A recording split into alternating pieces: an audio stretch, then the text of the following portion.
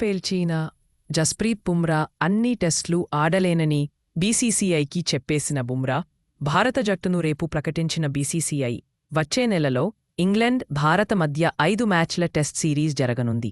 England పర్యటన కోసం భారత జట్టును భారత క్రికెట్ నియంత్రణ ఇంగ్లాండ్ పర్యటనకు వెళ్తున్న వారిలో కూడా టీమిండియాలో చోటు దక్కే అవకాశాలు లేకపోలేదు.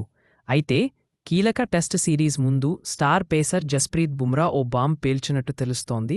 ఇంగ్లాండ్ పర్యటనలో తాను 5 టెస్టులు ఆడలేనని బీసీసీఐ చేసుకున్న బీసీసీఐ ఆయన అభ్యర్థనకు ఓకే చెప్పినట్లు తెలుస్తోంది.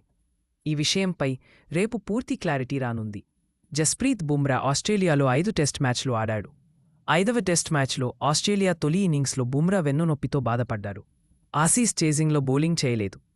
సుదీర్ఘకాలం జట్టుకు దూరమైన అతడు ఐపీఎల్ 2025తో రీఎంట్రీ ఇచ్చాడు. ఐపీఎల్ 4 ఓవర్లు మాత్రమే కాబట్టి సులువుగా వేస్తున్నాడు.